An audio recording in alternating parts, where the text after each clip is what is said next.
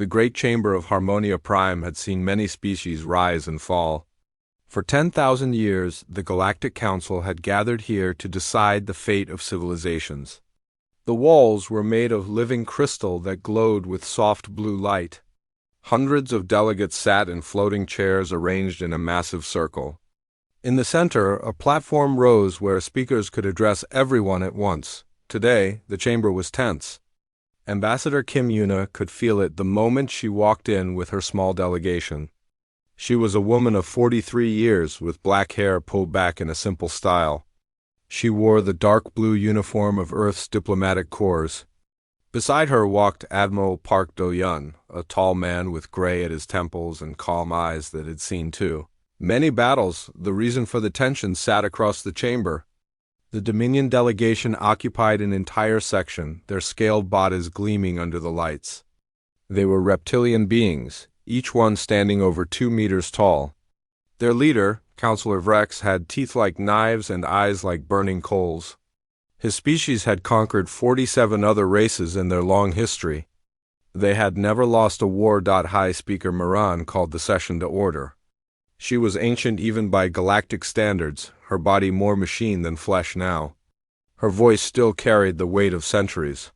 We gathered to address the formal declaration of war by the Dominion against the human coalition, she announced. Counselor Vrex, you may speak. Vrex rose from his seat. He was enormous, his muscles visible even through his ceremonial armor. When he smiled, it was the smile of a predator. The matter is simple, Vrex said. His voice was deep and rough, like stones grinding together. Humanity occupies 3 worlds that belong to the Dominion by ancient claim. We have given them 30 cycles to withdraw. They have refused. Therefore, we will take what is ours by force. Murmurs spread through the chamber. Everyone knew what Dominion force meant. Their fleet numbered 10,000 warships. They had burned worlds to ash for smaller insults than this. The Dominion fleet is already moving toward human space, Vrex continued. We expect victory within 60 cycles. Any species that interferes will share humanity's fate. He looked directly at Kim Yuna. You are young to the stars, humans. You do not understand how the galaxy works. Surrender now, and we will be merciful. Resist, and we will make an example of your kind that will be remembered for millennia. He sat down to silence. No one dared to speak. The Dominion had made such promises before, and they had always kept them. High Speaker Moran turned to the human delegation. Ambassador Kim, you may respond. Kim Yuna stood. She was small compared to most species in the chamber. Her voice was soft but clear. Thank you, High Speaker. She paused and looked around the room, meeting the eyes of dozens of alien delegates. I must first apologize to the Council. We have clearly done a poor job of explaining ourselves to the galaxy. This was not what anyone expected. Vrex laughed, a harsh barking sound. You apologize? He said, Good, then you understand your position. Save your worlds, human. Surrender. Kim Yuna smiled politely. I am not apologizing for our position, Counselor. I am apologizing because we have allowed a misunderstanding to develop. You see, the galaxy seems to think that humans fight wars. She shook her head slowly. We do not. Vrex leaned forward. You do not fight? Then you will die even faster than I thought? You misunderstand me again, Kim Yuna said. I did not say we do not defend ourselves. I said we do not fight wars. She turned to Admiral Park Do-yeon. Admiral, please explain to Counselor Vrex what humans do. Admiral Park stepped onto the central platform. He stood straight and spoke in a calm, measured tone. 200 years ago, humanity nearly destroyed itself, he began. We fought wars for thousands of years. We became very good at it. Too good. We created weapons that could end all life on our planet. We almost used them. Millions died in our final war. He paused to let this sink in. After that, we made a decision. We would never fight a war again. War is inefficient. War is wasteful. War leaves enemies alive to seek revenge. Vrex snorted. So you are cowards who hide behind words. No, Admiral Park said. We are not cowards. We simply do not fight wars. When we are forced to act, we do something else. We do not defeat our enemies, Counselor. We erase them. The chamber went quiet. Even Vrex stopped smiling. Erase? High Speaker Moran asked. What do you mean by this? Admiral Park looked at Vrex with something that might have been pity. I mean exactly what I said. We do not leave enemies behind to rebuild and attack again. We do not negotiate surrenders or sign treaties. When humanity is forced to act against a threat, that threat ceases to exist, completely, permanently. He clasped his hands behind his back. This is not a boast, Counselor Vrex. This is a warning. Please reconsider your actions. Not for our sake, but for yours. Vrex stood up so fast his chair flew backward. You dare threaten the Dominion? We have crushed 47 species. Our fleet will turn your cities to glass and your people to ash. Kim Yuna raised her hand gently. Admiral Park is not threatening you, Counselor. He is asking you with genuine concern to turn your fleet around. We do not want to do what we will be forced to do if you continue. Forced to do? Vrex laughed again, but there was uncertainty in it now. What can your tiny species possibly do against 10,000 warships? Kim Yuna did not answer. She simply looked at him with sad eyes. The session ended with no resolution. The Dominion fleet continued its advance. Other council members offered humanity military support, ships and weapons and soldiers. Ambassador Kim Yuna thanked them all and politely refused everything. As the human delegation left the chamber, High Speaker Moran caught up with them in the corridor. Her mechanical body moved silently on hoverpads. Ambassador Kim, she said quietly, I have lived for 3,000 years. I have seen empires rise and fall. I have never seen a species respond to certain destruction with such calm. She studied the human woman's face. What will you do? Kim Yuna stopped walking. She looked at the ancient being with an expression that Miran could not read. We will make them never exist, she said simply. Then she walked away, leaving High Speaker Moran alone in the corridor, wondering what those words could possibly mean. Across the galaxy, 10,000 Dominion warships crossed into human-monitored space. Their weapons were armed. Their soldiers were eager. They expected easy victory against a young species that had only traveled the stars for 2 centuries. They had no idea what was coming. No species ever did until it was too late. Until they were gone as if they had never been, the humans knew. And that was why Kim Yuna's eyes were so sad.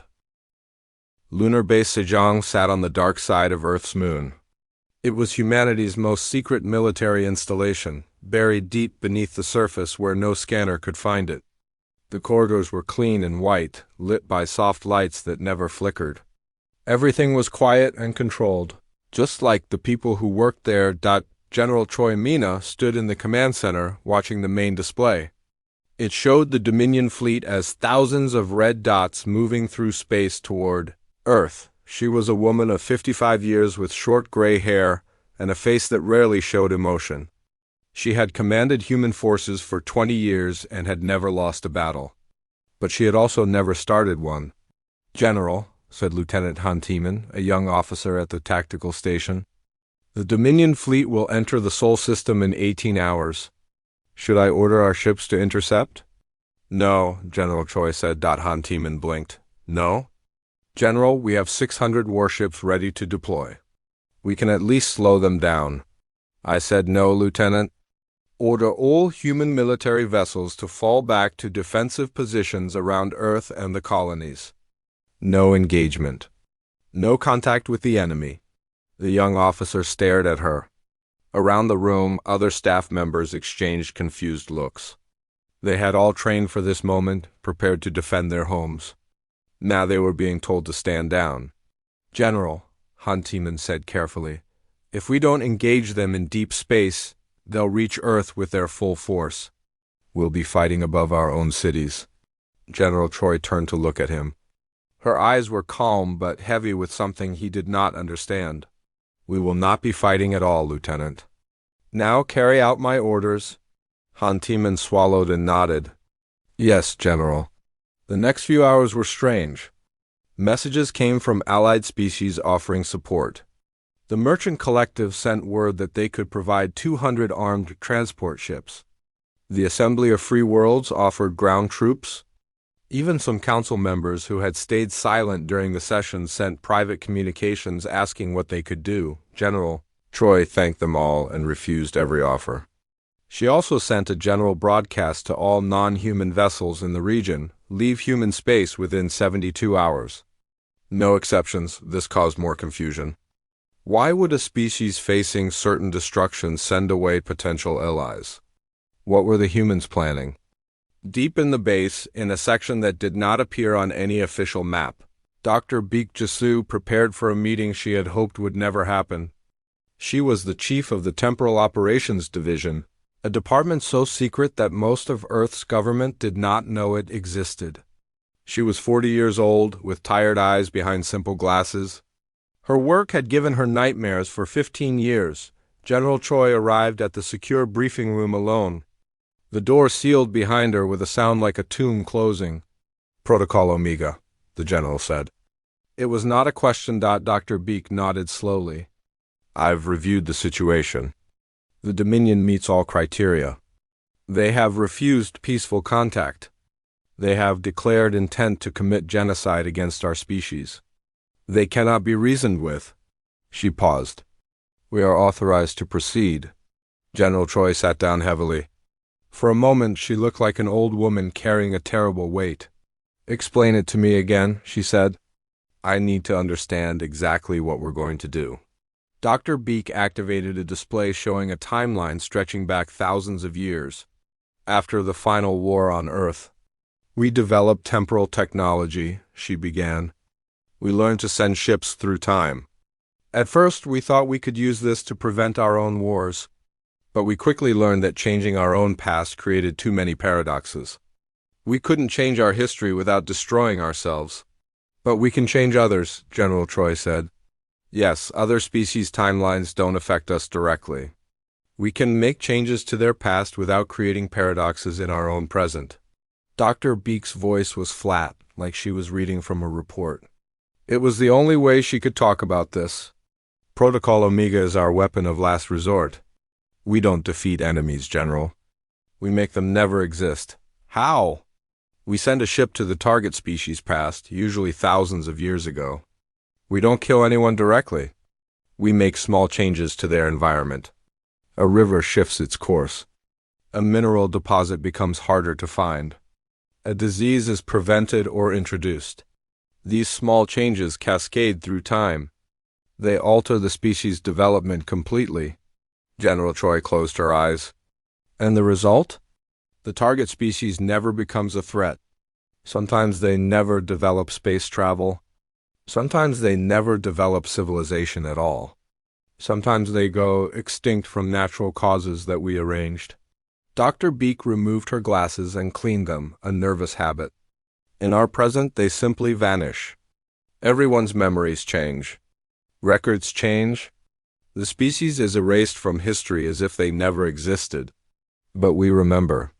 The crew of the temporal ship remembers the original timeline. And our records here in temporal operations are shielded from the changes. We remember. We have to remember." Lieutenant Han Tiemann was escorted into the room a few minutes later. He had been selected to join the command staff for this operation. His security clearance had been upgraded 3 levels in the past hour. When Dr. Beek finished explaining Protocol Omega to him, his face was pale. "This is wrong," he said quietly. "We're not just killing them. We're erasing them. Their entire history, their culture, their children who were never born, their people who never lived. It's not war. It's something worse than war." General Troy looked at him with understanding. "Yes, it is worse than war. That is exactly why we developed it. I don't understand." "War is something species can recover from," Dr. Beek explained. "Enemies can rebuild, grow stronger, attack again. The Dominion has won wars against 47 species. They've never been stopped. If we fight them with ships and soldiers, even if we win, they will survive. They will rebuild. In 100 years, they will attack again." She met his eyes. Protocol Omega ends the threat permanently. No revenge. No second chances. No future attacks. It's horrible, Lieutenant. And it's also the most merciful option. Merciful? A conventional war with the Dominion would kill billions over decades. Protocol Omega ends it instantly. The Dominion will never know what happened. They won't suffer. They'll simply never have existed. Han Tiemann shook his head. That doesn't make it right. No, General Troy agreed. It doesn't, but it makes it necessary. She stood and straightened her uniform. The ship is ready? Dr. Beak nodded. The Lu Huang Ho is prepped and waiting. Captain Yoon Seo-jin and his crew have been briefed. They know what they're being asked to do. Do they have the temporal coordinates? 4,000 years in the past on the Dominion homeworld. The changes have been calculated.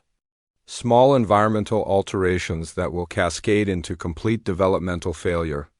The Dominion will never become a spacefaring species.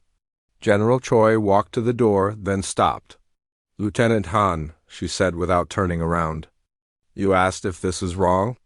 It is. It's deeply wrong. And that's why humans must never become comfortable with it. The guilt we feel is what separates us from monsters. She opened the door. Authorized Protocol Omega, launched the Wang Ho. In the secret hangar, a single ship powered up its engines. It was small, built for a crew of only 8. It didn't look like a weapon.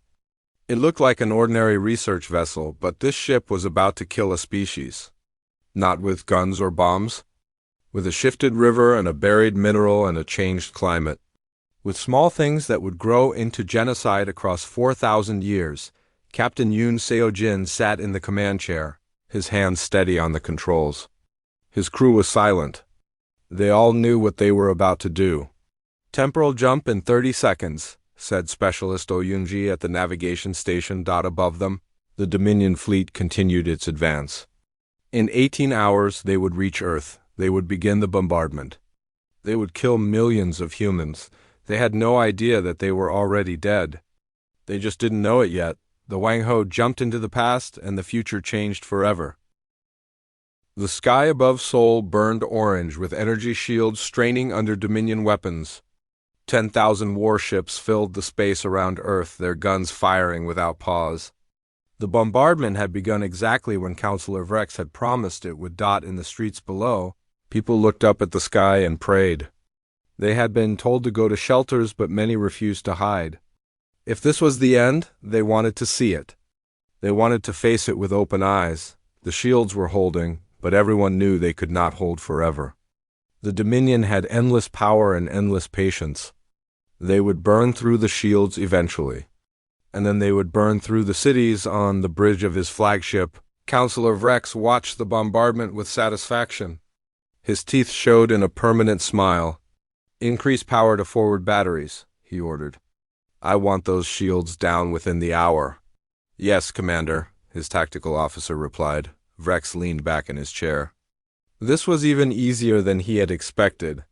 The humans had barely resisted. Their fleet had retreated to defensive positions and then done nothing. No attacks, no attempts to break through.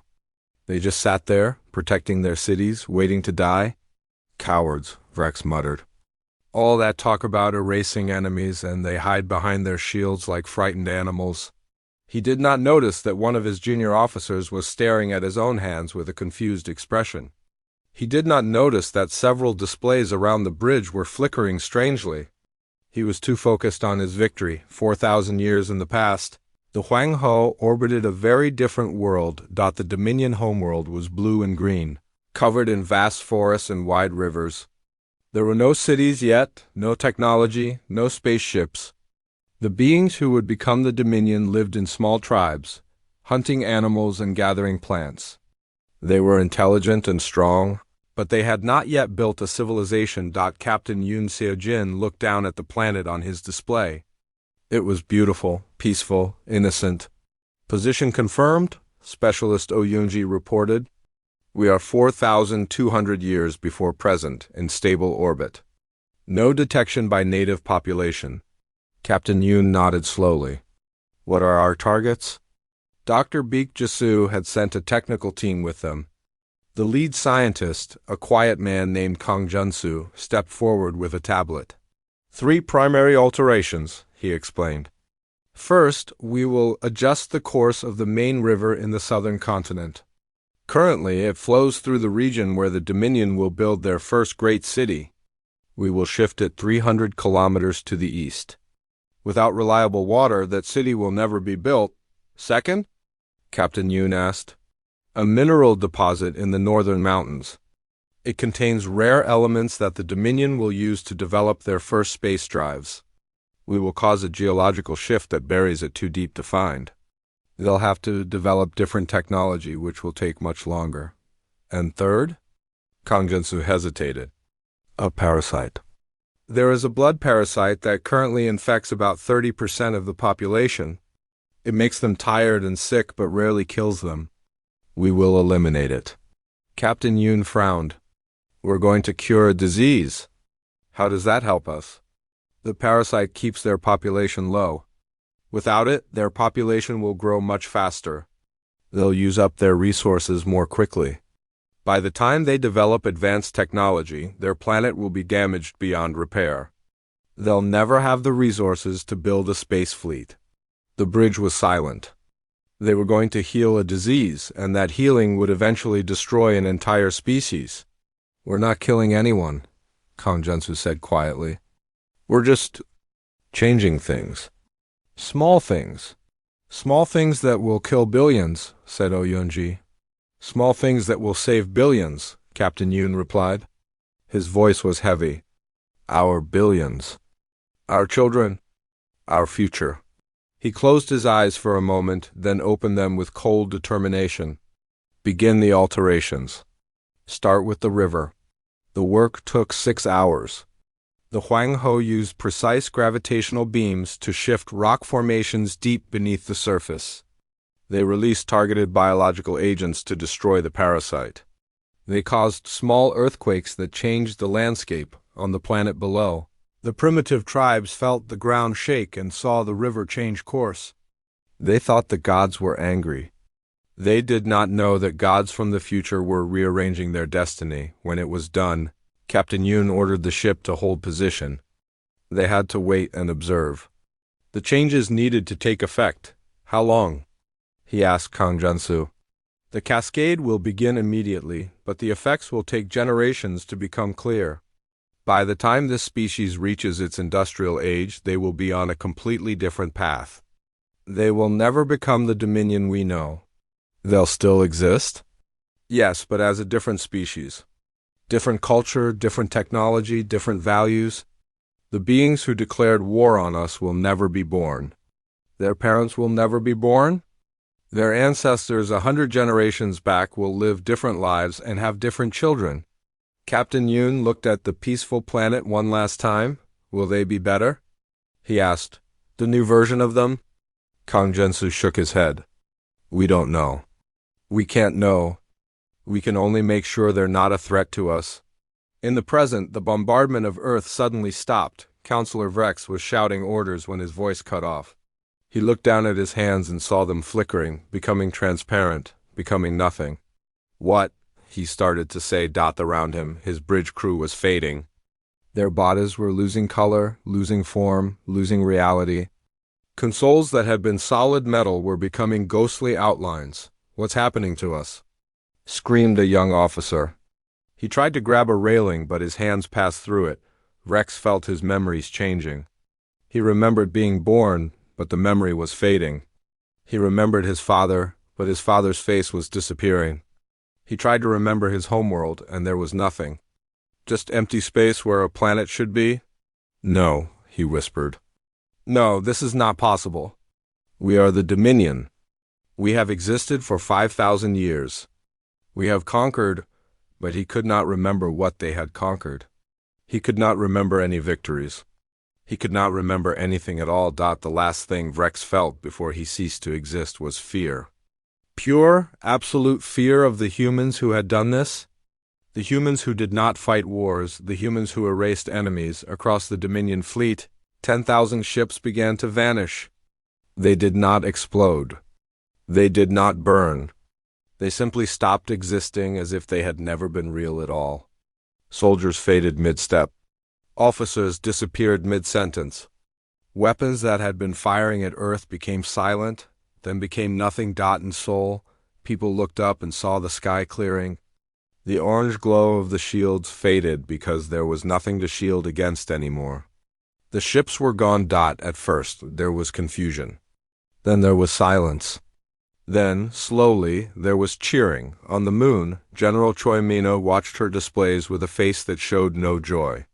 Lieutenant Han Tiemann stood beside her, crying quietly. "It's done," she said. "Yes, General. They're gone. All of them. The entire species. Yes, General." She turned away from the display. "Contact the Wang Ho, tell Captain Yoon to come home, and prepare the memorial team. We have names to forget and guilt to carry." In the space where 10,000 ships had been, there was only stars and silence. The Dominion was gone. The Dominion had never existed. The galaxy would soon learn what humans meant when they said they did not fight wars, and the galaxy would never be the same again. The Galactic Council chamber was in chaos. Delegates shouted over each other in a dozen languages. Some were demanding answers. Some were crying. Some simply sat in stunned silence. Staring at the empty section where the Dominion delegation had been, the chairs were still there. The nameplates were still there. But no one could remember who had sat in them. Records showed that the section had been reserved for a species called the Dominion. But when delegates tried to remember what the Dominion looked like, their minds found nothing. Just a blank space where memories should be. High Speaker Miran called for order again and again, but no one listened. The fear in the chamber was too great. Finally, the main doors opened and the human delegation walked in. The noise stopped instantly. Every eye in the chamber turned to Ambassador Kim Yuna and Admiral Park Do-yun. The two humans walked calmly to their section and sat down as if nothing unusual had happened. "High Speaker," Ambassador Kim said politely. "I believe I was asked to address the council." Miran stared at her. The ancient being had lived for 3,000 years and seen many terrible things, but she had never seen anything like this. "Ambassador Kim," she said slowly, "the Dominion ... Where is the Dominion?" "There is no Dominion, High Speaker." "But there was. They declared war on you. Their fleet attacked Earth." Ambassador Kim nodded. "Yes, that happened. But it is no longer part of history. In the current timeline, the species you called the Dominion went extinct approximately 3,800 years ago. Due to environmental factors on their homeworld, they never developed space travel. They never conquered anyone. They never threatened humanity." A delegate from the Merchant Collective stood up. His name was Counselor Trell, and he was shaking. "You erased them," he said. "You actually erased them. An entire species gone because you changed their past." "Yes," Ambassador Kim said simply. "How? How is this possible?" Admiral Park Do-yun leaned forward. "Humanity discovered temporal manipulation technology 150 years ago. We can send ships through time and make changes to other species' histories. We swore never to use this capability except against existential threats that could not be resolved peacefully." "But you used it," Trell shouted. "You just killed billions of beings." "We killed no one," Admiral Park replied calmly. "The beings who existed in the previous timeline were never born in this timeline. They do not exist to be killed. Their ancestors lived different lives and had different children. The Dominion as a spacefaring empire never happened." Trell looked like he might be sick. "That's worse. That's so much worse. You didn't just kill them. You made it so they were never alive at all." Ambassador Kim stood up and walked to the central platform. She looked around the chamber at all the frightened faces. "I understand your fear," she said. "I share it.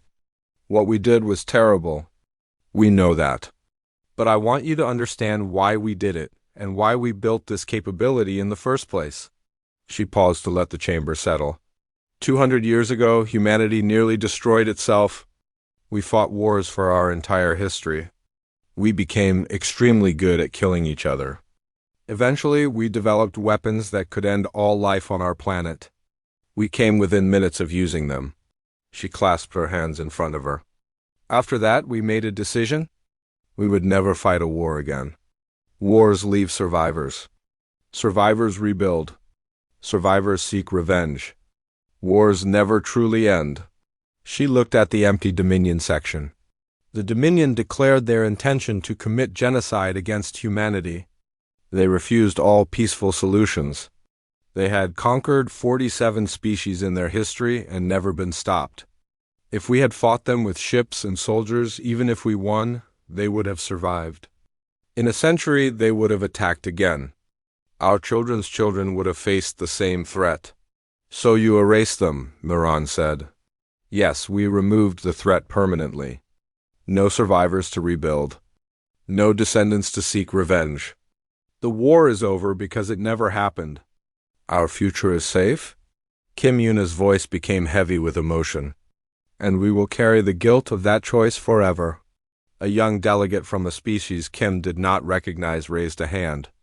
Ambassador, you said the Dominion was an existential threat that could not be resolved peacefully. How many times have you made that determination? How many species have you erased? The chamber went silent again. Every delegate leaned forward to hear the answer. Ambassador Kim looked at the floor for a long moment. Then she raised her head. The Dominion was the 7th. The reaction was immediate. Shouts of horror and anger filled the chamber. Delegates accused humanity of being monsters, of being worse than any conqueror. Councillor Trell demanded that humans be expelled from the council and isolated from the galaxy. High Speaker Miran raised her hand and activated a sound dampener. The shouting stopped as delegates found they could not make noise. Ambassador Kim, Miran said into the silence, 7 species? You have erased 7 entire species from existence? Yes. Will you tell us who they were? I cannot. In the current timeline, they never existed as spacefaring civilizations. They have no names to give you.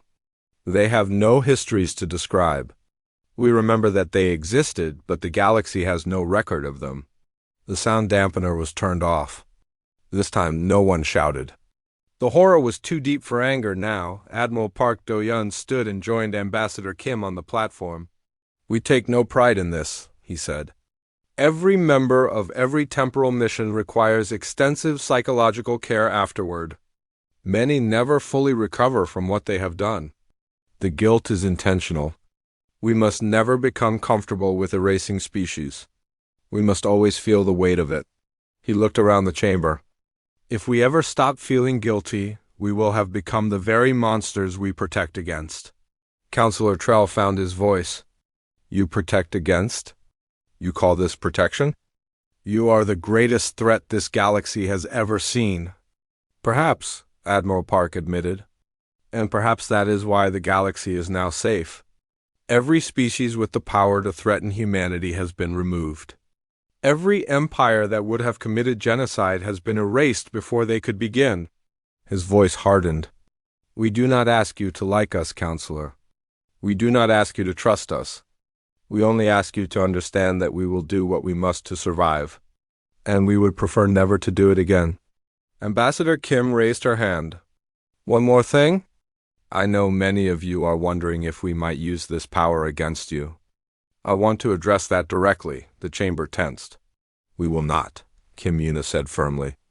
Temporal erasure is only used against species that declare intent to commit genocide and cannot be reasoned with. We have never used it against a species that was willing to talk. We have never used it for conquest or profit or revenge. We have only used it for survival. How can we trust that? Someone called out. You cannot, Kim admitted. You can only observe our behavior. We have been a spacefaring species for 200 years. In that time, we have erased 7 existential threats. We have not erased anyone else. We have not conquered anyone. We have not threatened anyone. We have simply protected ourselves and asked to be left alone. She spread her hands. If that is not enough to earn your trust, then we will accept your suspicion. But we will not give up our capability. We will not leave ourselves defenseless. We learned long ago that the galaxy is not kind to the weak. The session ended without resolution. There would be many more sessions in the days to come, many arguments and debates and demands. Some species would call for humanity to be punished. Some would call for alliance. Some would simply try to stay as far from humans as possible, but one thing changed forever that day. The galaxy learned what humans meant when they said they did not fight wars. They meant something far worse than war. And every species that heard the news began to think very carefully about their relationship with humanity. Because now they knew the truth. Humans did not have enemies. They only had species that had not yet threatened them, and species that no longer existed at all. 1 year passed. The galaxy slowly adjusted to the new reality of human power. Some species strengthened their alliances with Earth. Others built their defenses and watched humanity with careful eyes. No one declared war. No one threatened genocide. The galaxy had become a quieter place. On Earth's moon, in the heart of lunar base Sejong, a memorial ceremony was taking place. Captain Yoon Seo-jin stood in front of a wall made of black stone. It was smooth and cold, polished to a perfect shine. On it were carved 7 empty spaces. No names, no dates, no descriptions. Just 7 blank rectangles where information should be. "We gather to remember," said the voice of President Shin Hana. She was a woman of 60 years, with white hair and gentle eyes that had seen too much sadness. "We cannot say their names because their names no longer exist. We cannot describe them because they were never born. We can only remember that they once were and that we made them never be." The crew of the Hwang Ho stood in a line beside Captain Yoon. There were 8 of them. They wore simple black uniforms with no medals or ribbons. They were not honored as heroes. They were mourned as victims. What they had done had saved humanity, but it had also broken something inside each of them. Specialist Oh Yoonji had not slept well in a year. She saw the planet in her dreams, the beautiful green world they had changed. She saw the tribes that did not know their future had just been erased. Sometimes she woke up crying. After the ceremony, Captain Yoon walked through the corridors of the base alone. He did not want to talk to anyone. He did not want to be thanked. He wanted to forget what he had done, but he knew he never would. That was the point. That was the punishment and the prevention. Humans who erased species had to live with the memory. He stopped at a window that looked out at the stars.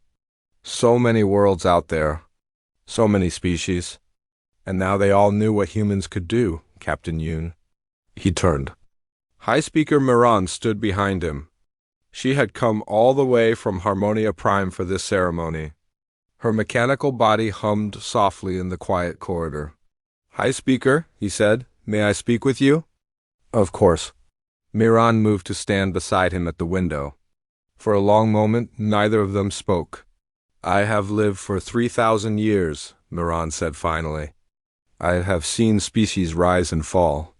I have seen wars and peace and everything in between. But I have never seen anything like your kind." "We are monsters," Yoon said quietly. "No, that is what I came to tell you." Miran's ancient eyes studied his face. "Monsters do not feel guilt. Monsters do not build memorials. Monsters do not gather to mourn the victims of their own actions." She placed a mechanical hand on his shoulder. "You are not monsters, Captain. You are something else. Something the galaxy has never seen before. What is that?" "A species that has learned to hate its own power." She gestured at the stars. "Every other species in this galaxy dreams of having what you have. Temporal manipulation. The ability to erase enemies completely. They would use it without hesitation. They would use it for conquest, for revenge, for pride. They would celebrate it." She looked at him. "But you don't? You hate it. You fear it. You use it only when there is no other choice, and then you punish yourselves for using it." Captain Yoon shook his head. "That doesn't make it right." "No, but it makes it bearable. It makes you trustworthy." Miran turned back to the window. "I think that is why I do not fear humanity, Captain. Not because you are not dangerous. You are the most dangerous species in the galaxy. But I do not fear you because I know that you fear yourselves more than I ever could. In Earth's capital city, President Shin Hana prepared to address the galaxy. The broadcast would reach every inhabited world, every station, every ship. It was time for humanity to explain itself. Not to apologize, but to make clear where they stood, she stood in a simple room with a camera facing her. No special effects, no dramatic lighting. Just a woman talking to the galaxy. My name is Shin Hana, President of the United Earth Government. I'm speaking to all species who can hear this message. 1 year ago, humanity was attacked by a fleet of 10,000 warships. We were told to surrender 3 of our colony worlds or face extinction. We refused. We were attacked. And then the attacking species ceased to exist. Many of you want to know if we will do this again. Many of you fear that you might be next. I want to address those fears directly. Humanity does not seek conquest. We do not seek power over others. We only seek to live in peace and protect our children's future. Our temporal capability exists for one purpose only, to defend against threats that cannot be resolved through diplomacy. We have used it 7 times in 150 years. Each time we used it against a species that had declared intent to destroy us completely and refused all attempts at peaceful resolution. We will not share this technology. Some of you have asked us to give it to the Council, to make it a common tool for galactic defense. We will not do this. The power to erase species should not be easy to use. It should not be quick or simple. It should be so terrible that no one wants to use it. If we made it common, it would be used commonly. The galaxy would become a place of constant erasure, where every dispute ends in annihilation. Instead, we have built strict controls around this capability. Using it requires unanimous agreement from multiple oversight bodies. There is a mandatory waiting period to allow for diplomatic solutions. Every other option must be exhausted first. These controls exist because humans cannot be trusted with easy access to this power. We know ourselves. We know our capacity for destruction. That is why we bind ourselves with rules. She paused and looked directly into the camera. To any species considering threatening humanity, don't. We do not want to use this power. We beg you not to force us to use it. We will always try to find another way.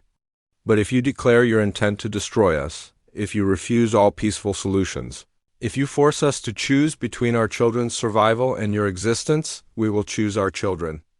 We will choose them every time. We hope we never have to add another name to our memorial wall.